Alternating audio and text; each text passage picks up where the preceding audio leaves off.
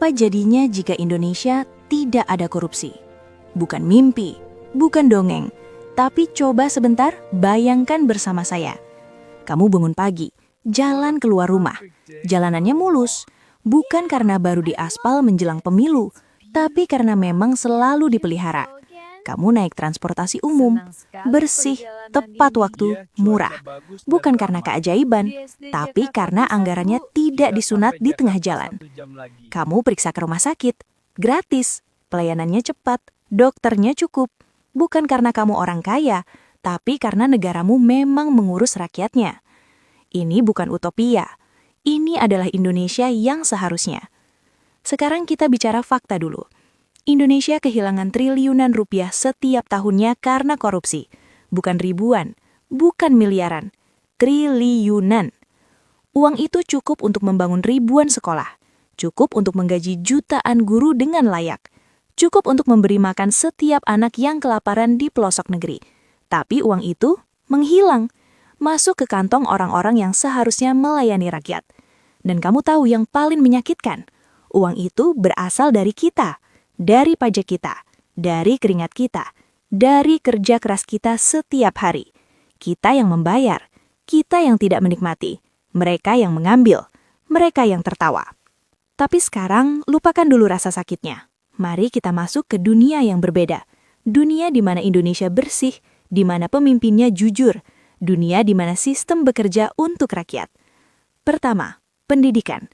Setiap anak Indonesia dari Sabang sampai Merauke duduk di bangku sekolah yang layak. Gedungnya kokoh, gurunya hadir, bukunya tersedia. Bukan sekolah beratap bocor yang fotonya viral di media sosial, tapi sekolah yang membanggakan. Dan anak-anak itu tumbuh cerdas.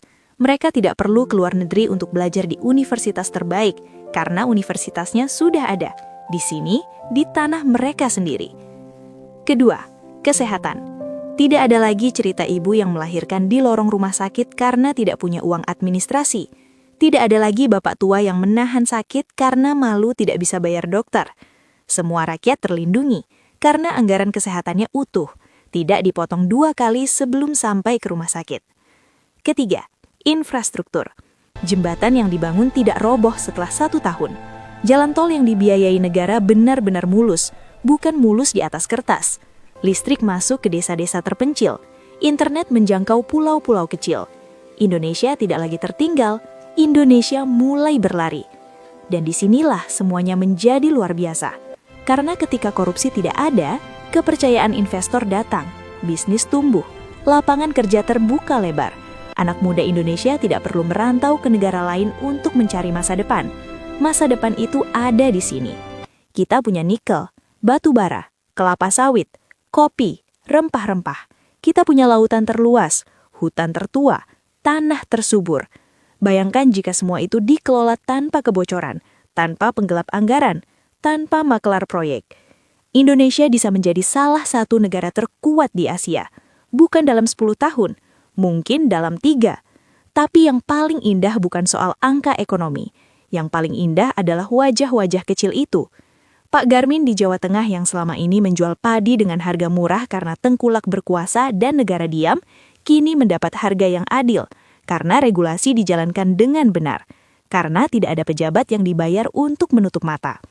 Bu Sari di guru honorer di Kalimantan yang mengajar 20 tahun tanpa kepastian gaji, kini diangkat. Gajinya layak, hidupnya bermartabat, karena anggaran pendidikannya tidak diselewengkan. Dan anak-anak di Papua, yang dulu hanya bisa bermimpi tentang kota, kini bisa mengakses pendidikan yang sama, kesempatan yang sama, masa depan yang sama.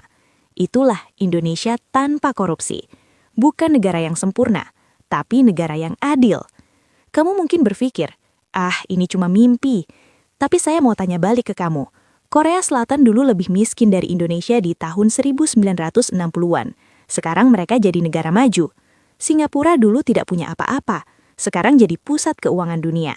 Apa bedanya mereka dengan kita? Mereka serius memberantas korupsi. Mereka memilih pemimpin yang takut pada hukum, bukan pada rakyat.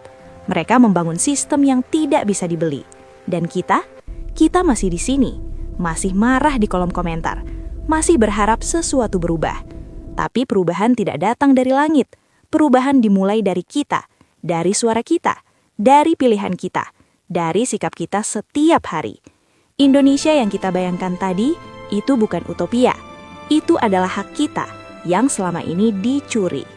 Indonesia yang adil bukan mimpi. Itu adalah janji yang belum ditepati. Dan janji itu hanya bisa ditepati oleh kita, rakyatnya sendiri.